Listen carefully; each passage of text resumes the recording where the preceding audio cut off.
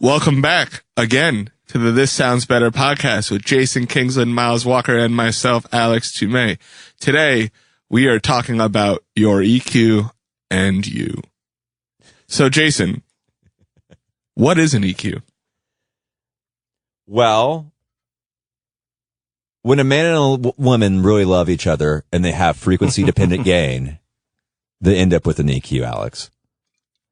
And what that means, frequency-dependent gain, is that you can select a certain bandwidth of the audio spectrum and increase and decrease gain with varying artifacts. So that's the rough textbook definition of EQ. Miles? It's also the most beautiful definition of EQ I think I've ever heard. It's the most romantic. To tears over here. I love that the frequencies love each other. There's something really beautiful about that. Yeah, I love the plot twist. EQ. Miles, we understand that it has gain, but what do you fucking do with it? I mean, I guess what can't you do with it, really? Like so much of the stuff we talk about, it's going to be dependent on what you're trying to do in the song. But a lot of times it's a good opportunity to first look at individual recorded pieces, whether it's the vocal or the kick drum or like single multi-track items. And then be like, all right, this sounds good, but maybe there was like a deficiency. Maybe the microphone choice wasn't quite as good as you were hoping for, or it picked up some weird artifacts in the room. And like EQ can be a good place to try and correct those things so that when you're building the mix all back together, you're working with like quote unquote an ideal signal. I think in my world, because there are so many individually ideal signals, that when they all come together, what you're looking to do is pull away from some of these ideal signals so that all together, the track itself is more clear. And I think when it comes to EQing in like the rap world, especially on an instrumental and individual stems, subtractive EQing is the move because you need to make space. Like, yes, the synth sounds 100% amazing by itself, but now when you have the kick and the snare and the 808, that synth is just muddying up the whole mix. So now you got to pull away a little of the low mids of the synth just to make enough space for everything else to exist. Well, so, you know what? I actually agree with that as a dude who's doing a lot of like synthy-ish music and rock stuff, is that a lot of times the way that I'm starting a mix is that I'm going to basically be EQing out a lot of like what's going to have the dominant low and what's going to have thickness and what's not going to in my track. And a lot of times, like if I'm getting stuff from maybe less experienced producers or engineers or even maybe bands that are a little less experienced, like, you know, you'll have arrangements that are just, they're thick arrangements. Like everything's playing like, you know, right in the middle of the keyboard. And you spend half your mix just removing somewhere between 100 and 500. And like, that's just life. I think what you bring up an important point here is, that you EQ via priority.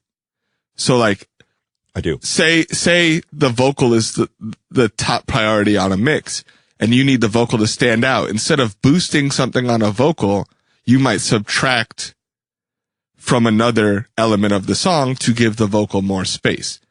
And I think that's a really good point that you made. Absolutely. And like, I know we talked about mix process, a few episodes back. Since I concentrate on doing the vocal a cappella first, I'm making a lot of subtractive EQ choices to really make that vocal clear and present. So when I add in all the dance synths that are like huge in the bottom end, they're not overlapping or going to get in the way of that because I know I really want that vocal to sit right on top. So those are definitely choices that I try and make too with my subtractive EQs.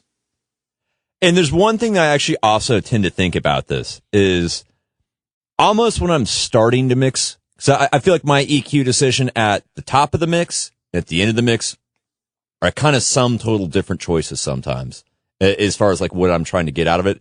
And a lot of times when I'm starting the mix, I'm trying to EQ in a way that I wish it had been recorded. So I almost kind of look at it almost as like a pre-mix more than like my mix EQ. It doesn't mean you only have to make those decisions based on subtractive EQ. I feel like sometimes if you're trying to create an ideal signal, you might look at these and be like, I wish this was recorded brighter. Now's a good time to add in some high end as opposed to just take out the low end. Are you going to say the dirty word? Man, people on the internet are really, really afraid of it, but I don't think there's anything wrong with adding frequencies as well. I think online, additive EQ has become like a big, no, kind of, the opposite how side chaining is a big, yes. I think you mean, yes. Yeah, exactly. But I do think there's something to be said for sticking mainly to subtractive EQing when you're starting out. You know what I mean? Because I agree with that. I agree with that completely. Because when you're beginning and when you're just kind of getting used to mixing and making space and making a mix sound right, if your first instinct is this is getting buried, let me add frequencies to it and let me so this vocal is kind of getting buried by everything else. Let me boost the presence on it. Then you're just up against this wall and you're pushing more and more frequencies up against this wall and you're not getting a clearer mix. And I think at least when you start, you know what I mean?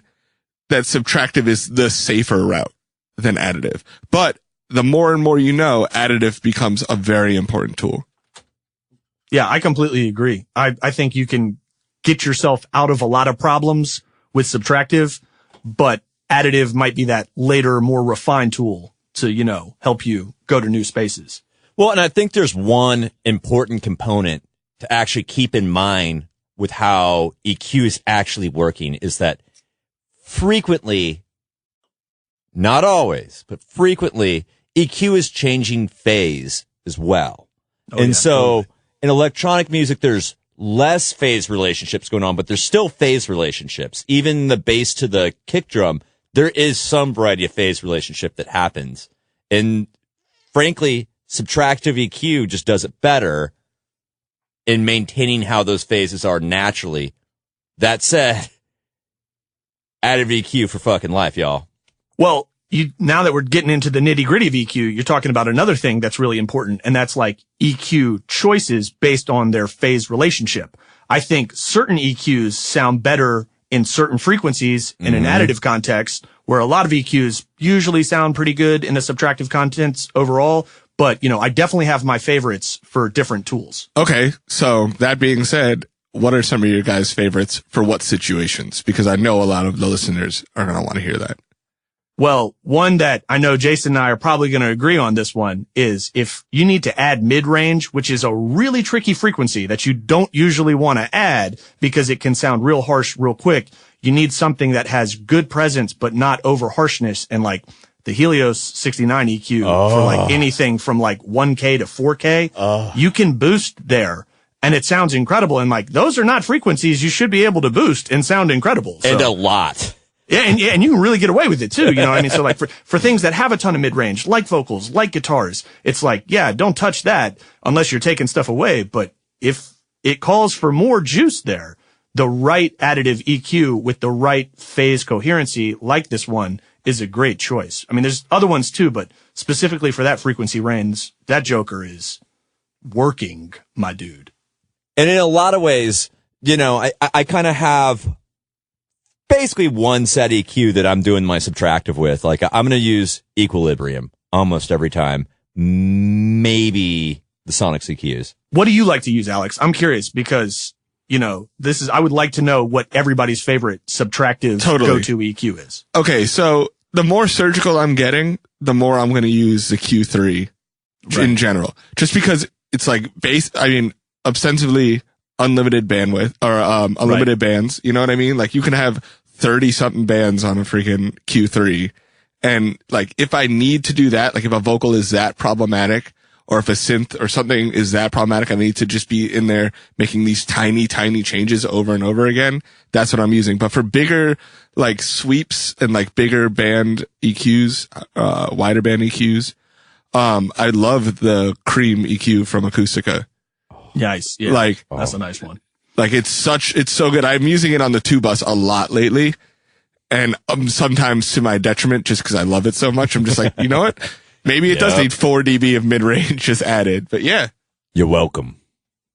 For me, for that like subtractive one, that's just a good utilitarian one, I'm still stuck on the Pro Q. Whether it's Gen 2 or Gen 3, you know, if you want to add in the dynamic stuff, that's a whole other conversation. But for the same rules as like essentially as many bands as you want, you know, fully parametric controllability. And what's really, really nice about that one is you can start it off and, you know, work with the zero latency mode. But then if you have done some really aggressive cutting and you're starting to notice that phase shift, without even switching the plugins, you can just switch the algorithm to dynamic phase or even linear phase, and you get a different tonality with the same cuts. So you can kind of like correct for like hard filtering or really aggressive EQ choices already within the same plugin, not recall a new plugin with less phase shift and redo all your points. So I think that's a really good tool right there. So let me ask this. When you are doing hard cuts, I really, really, really try to avoid very narrow Q cuts. I mean, like, you know, Q, by the way, for anyone who doesn't know, in an EQ is the width. How much bandwidth are you controlling? Are you doing, you know, cutting at 500 and it's going from 100 to 2K? Or are you cutting, you know, at 500 and it's going from 300 to 700? So much narrower cut. I'm really trying to keep my Q fairly wide and my cuts not super duper deep. What about you guys? There's some EQs that actually have a nice algorithm built in, kind of called proportional Q. And basically they'll let you start cutting. And if you get really aggressive, it will automatically adjust the Q to kind of help the most natural sounding version of that cut. Sometimes you have to do these really aggressive cuts. Maybe there's like a resonant frequency on a snare drum or something like that. So having the proportional Q is very helpful in those scenarios. Question for you. Which are some of the plugins that use that? I mean, outside of the API one, I know there's also some proportional Q happening with dynamic EQs. I know Isotope does theirs a lot. Based on how much your threshold is hitting, it'll naturally narrow the Q. And another reason that can be helpful is if you're doing filtering on it too, because that way, if you're doing a hard filter, it'll kind of soften how much the Q on that filter is, which filters have a very specific sound too when you're making each EQ choices. I think this is a great second to take a minute, as we've done multiple times, as with additive EQ, where there's a little bit of an internet ethos of high pass everything. And I don't fully agree with that with filters, because filters are the most phasey thing out of your whole setup. And it's not something you can just arbitrarily just filter shit out and have it be penalty free. I think when it comes to vocals, it's almost always a good idea to high pass a vocal. And I'm not saying even like, I'm saying something around like 60, 70, 80, where you're just getting rid of room noise. You know what I mean? I'm not saying to get rid of anything important to the vocal, but you're just getting rid of room noise. When it comes to synths or drums and people are talking about high pass under 20, why? I just don't see the point all the time. Right. That brings up another good point about like the filter choice based on the program. There's filters that I like for vocals because I think they are very natural and introduce no phase shift. And that's good for keeping a vocal sounding like a really good take. But then if you're trying to create an effect or really get out some of that low mud, I might go for a different one. Like I personally like the filters on the Helios EQ. Mm-hmm. I think those have like a really natural phase shift. So that's a great choice for anything that might have really low rumble that you just want to get that out the way, but not really change the tonality of the vocal or even a synth or anything else. And that's a fairly aggressive filter on it though, as far as like the response of it. It's clean. Well, yeah, it's very clean, but I think it's like 18 dB per octave, I believe is what it's at. Yeah. So like, you know, that's not a subtle one. You know what I mean? But at the same time, I'm probably not going to push that much up above 60 hertz in like any scenario, unless I'm going for like an effect. But I feel like it can hard filter out that really low stuff in those recordings pretty easily and not kind of mess with everything else. Well, and there's one thing that I feel like I probably get a decent chunk of just because of the music I'm working on, which is when someone sends me something to mix, a lot of times I'm seeing their EQ settings coming in automatically. And on phase correlated material, one thing that drives me fucking crazy. And it's a really peculiar thing is when people set their filters very arbitrary. So like, I've got a kick drum and I've got a snare drum and one's filtered at 120 hertz and one's filtered at 75 hertz. There's like a phase beat that happens between those two things. It's fucking craziness. All you have to do, like, set them the same way. Don't use a filter sometimes when you can use a band, which is cleaner phase than what the filter is.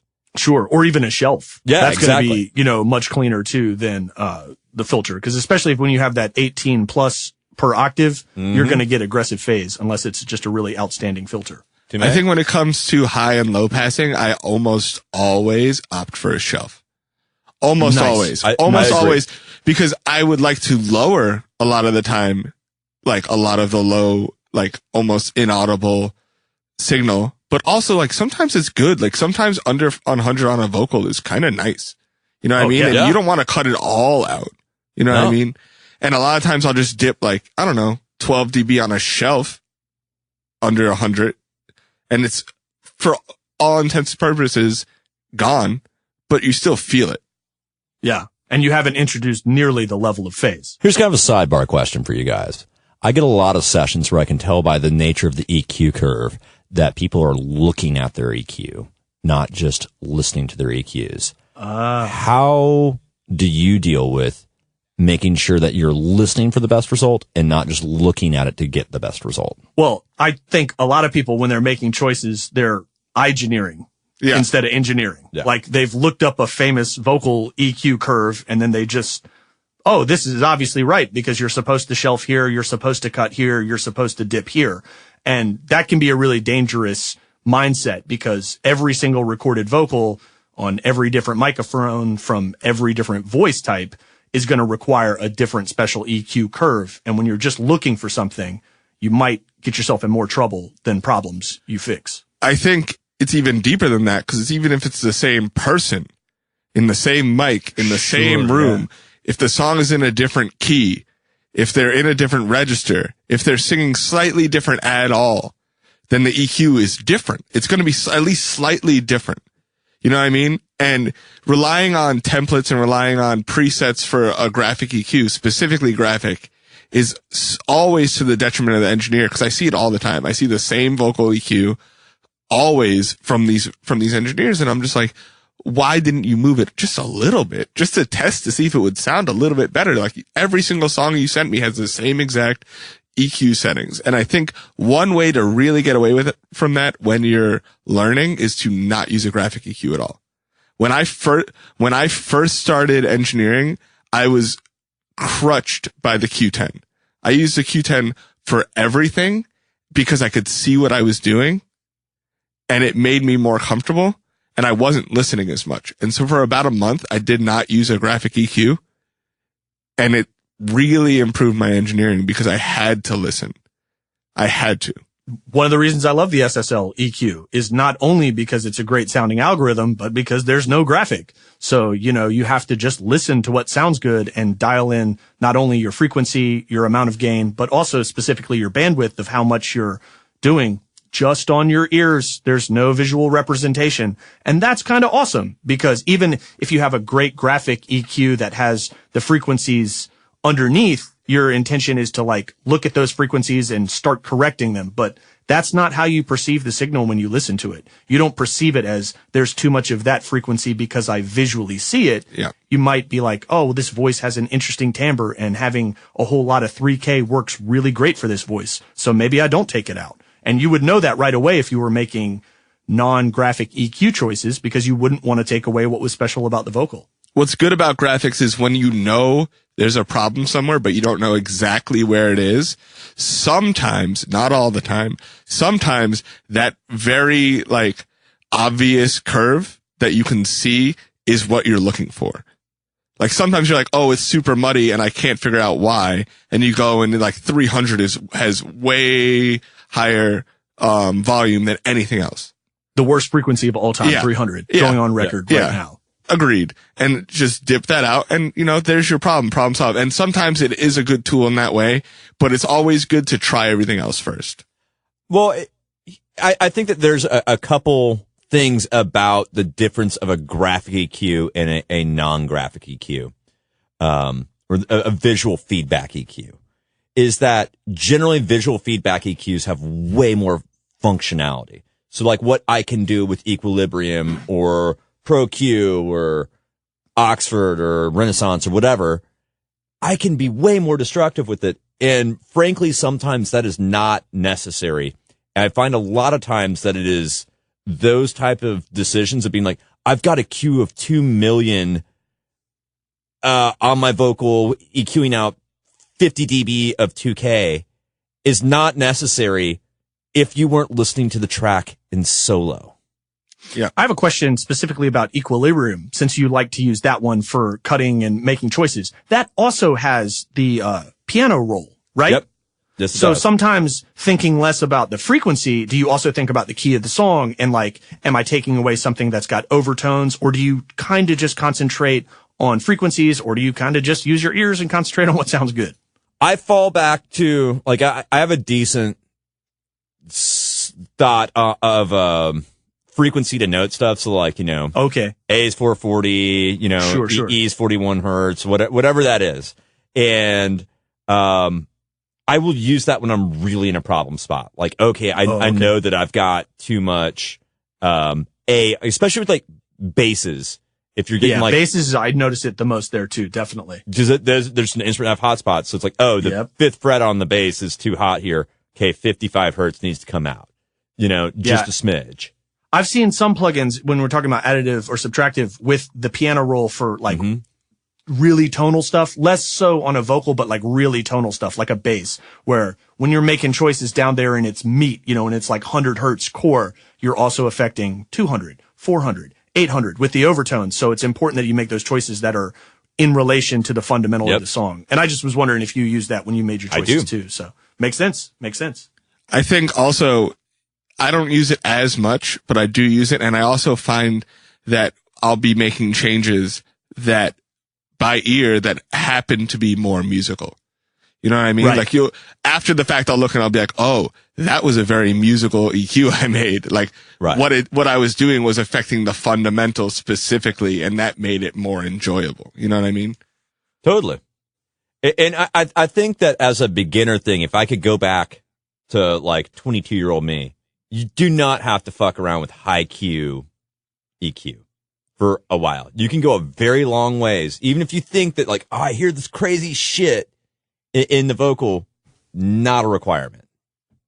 So that's really interesting because you talk about going back to your old self. How did you start learning to EQ? Like what decisions were you making when you're like, all right, now I know I need to start doing stuff? What was some tips you could give somebody who's starting out? I know we talked about maybe start out with subtractive at first. Is there any other tips that would be good for somebody who's making some EQ choices off rip?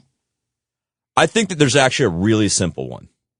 And this is an interim of EQing, but EQing is tied to this, is that start with your balance before you EQ.